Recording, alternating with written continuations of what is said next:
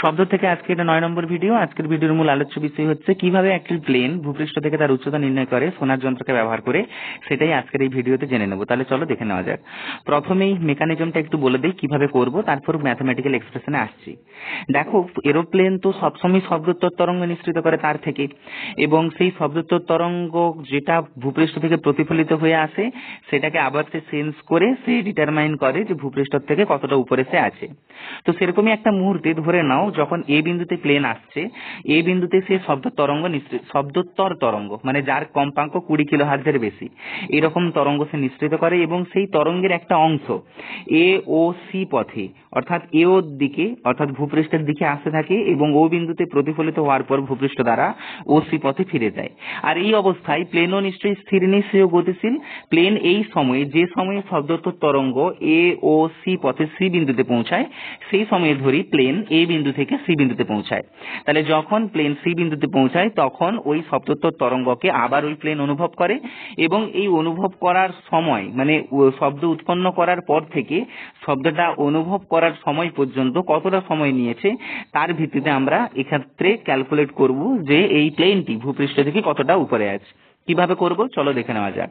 প্রথমেই ধরে নিচ্ছি যে ধরি প্লেনের বেগ v1 মিটার পার সেকেন্ড এবং শব্দের বেগ v2 মিটার পার সেকেন্ড। ওকে, এবং টি সেকেন্ড পরে প্রতিফলিত শব্দ শুনতে পেল প্লেনটি, মানে টি সেকেন্ড সময়ে প্লেনটি এ বি সি পথে সি বিন্দুতে পৌঁছায়, আর সেই টি সেকেন্ড সময়ে শব্দোত্তর তরঙ্গ যেটা প্লেন এ বিন্দুতে ছেড়েছিল সেটা এ ও সি পথে সি বিন্দুতে পৌঁছায় ভূপৃষ্ঠ দ্বারা প্রতিফলিত হয়ে।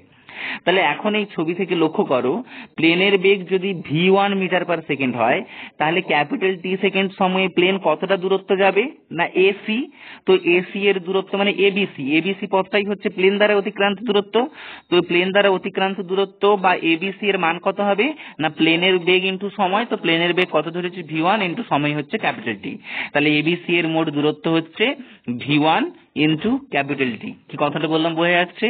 এর সাথে সাথে একই রকম ভাবে ওই ক্যাপিটাল টি সময়ে শব্দোত্তর তরঙ্গ কতটা পথ গিয়েছে না এ ও সি পথ গিয়েছে।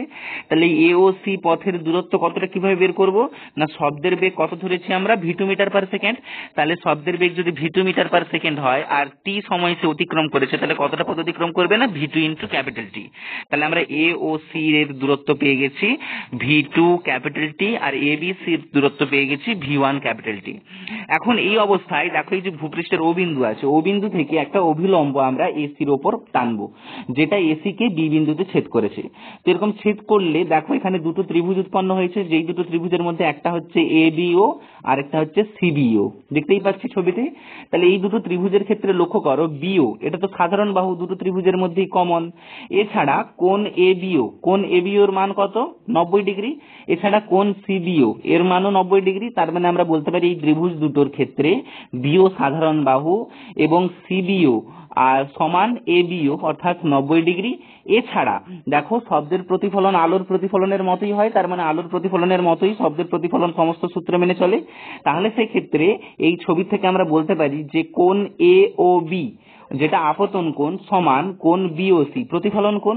তাহলে এই দুটো ত্রিভুজের ক্ষেত্রে দুটো কোণ ও একটা বাহু সমান দেখছি, তাই এই শর্তে আমরা বলতে পারি যে এই ত্রিভুজ দুটো সর্বসম, অর্থাৎ ত্রিভুজ এ বিও আর ও বিসি এরা কি সর্বসম। আর যেই সর্বসম হলো তখন আমরা বলতে পারি যে এ বিও ত্রিভুজের এ বাহু সমান বিসিও ত্রিভুজের বিসি বাহু।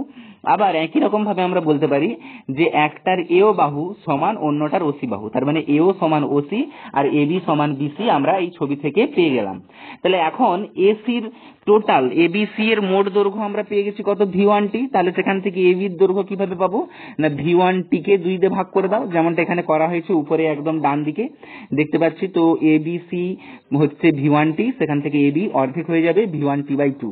একই রকম ভাবে এওসির দৈর্ঘ্য আমরা কত পেয়েছি v2 টি, সেখান থেকে সিম্পল এওটা বের করতে চাই, তো এও কি হয়ে যাবে না এওসি এর অর্ধেক হয়ে যাবে অর্থাৎ v2 টি বাই 2। ওকে, তো এখান থেকে এবার এই ছবিটা একটু লক্ষ্য করবে যে এ বি ও এই ত্রিভুজটা পেয়েছি, এই ত্রিভুজটা একটা সমকোণী ত্রিভুজ তাই না, যার অতিভুজ হচ্ছে এও।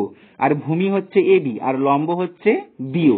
তাহলে এই সমকোণী ত্রিভুজের ক্ষেত্রে আমরা পিথাগোরাসের সূত্র ব্যবহার করে কি বলতে পারি যে অতিভুজ স্কোয়ার সমান লম্ব স্কোয়ার প্লাস ভূমি স্কোয়ার। সেটাই করা হয়েছে যে AO square equal AB square plus BO square. সেখান থেকে আমাদের কি বের করতে হবে, লম্বটা, যেটাই হবে উচ্চতা।